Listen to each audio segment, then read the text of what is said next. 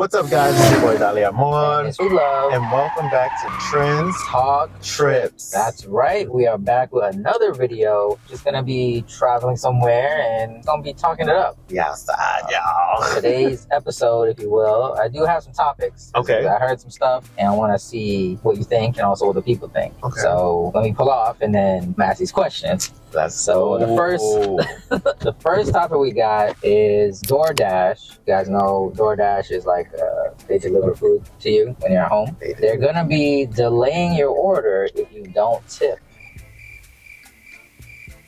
Thoughts? Reactions? First of all, excuse me? Okay, so correct me if I'm wrong. Yeah. Isn't your tip tied to the lack of tardiness? Dealing around the order because you want to get your food Because remember, you tip first. that's hot. I'm not tipping first. You I'm do. sorry, that's not how you even do it in a restaurant. Yeah, they They're go to the crazy. restaurant. They are crazy. Like that, you don't even do that in a restaurant. Like, first of all, you get the service. So you're saying you should be able to tip afterwards? Yes, because you get your service. Because Right. people, it's times with your food to get there, Yeah. and it's cold. Yeah. Now, like, who wants to reheat something that was supposed to come hot? Like, Yeah. and I get it, depending on the distance of wherever you ordered from, it's not going to be like piping hot. But I mean, the effort that goes behind person actually, you know, wanting to get your food to you in a timely fashion, so at least you can enjoy some of the warmth from whatever you ordered, unless it's already cold. At the end of the day, I think that,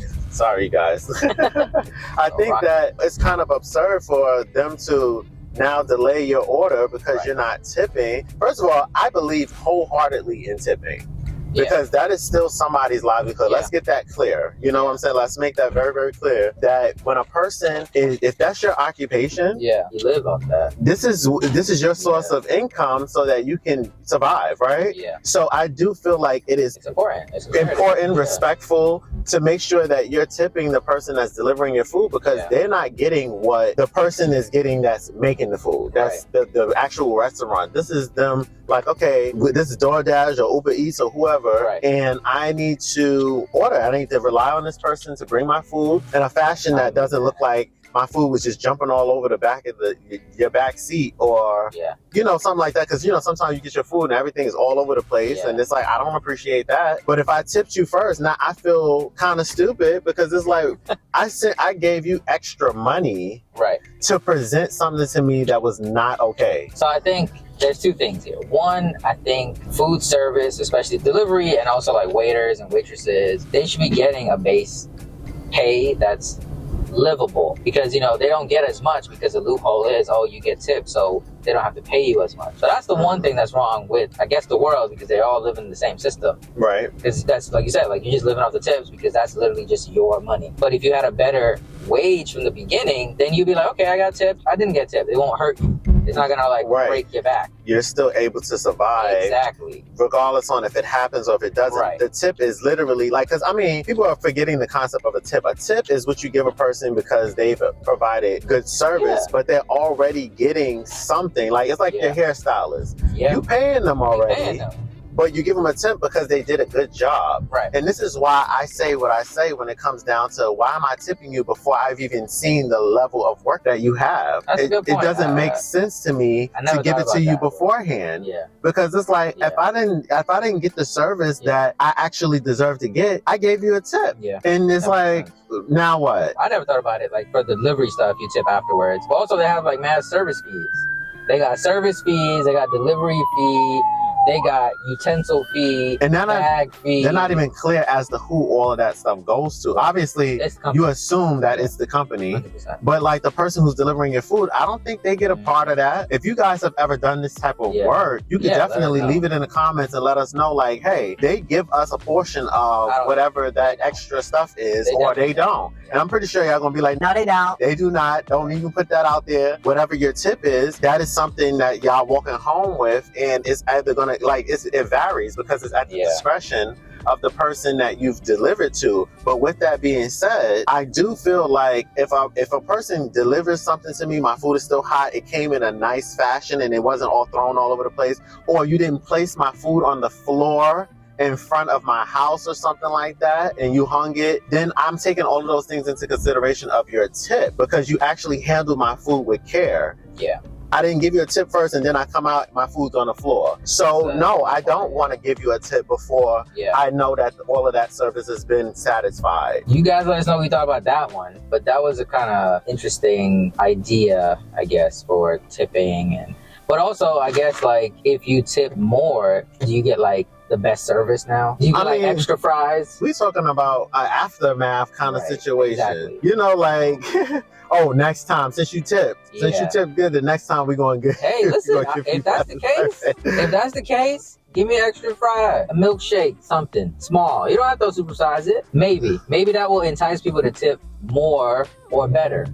Or at all, because some people, you know, they don't tip nothing. Right, because some people look at a tip as in, well, I'm giving you more money for something that I'm technically paying for already. You know, so I get certain people's concepts of it, but I do feel like when it comes to like the tips and the people that's delivering, if you are in fact providing a good service, I think that you deserve a tip. Yeah, I agree. That's just really what it is. I'm not going to tip a waiter at a restaurant that's giving me shitty service. You got an attitude coming to me, asking me if I need anything else and all this other stuff, or you just making me wait for things that I shouldn't even be waiting for technically, like my water or the breadsticks, or when I'm talking to you, you have an attitude like, what y'all ordering today? It's kind of like, oh my God, do you not want to be here? Like, probably not. And I mean, even if that's the case, you fake it till you make it, because that's what's going to determine your tip. I have to honestly say, if I need things at my table and I'm still looking for you and you ain't nowhere to be found and you just come in whenever it's convenient for you, you're not getting a tip.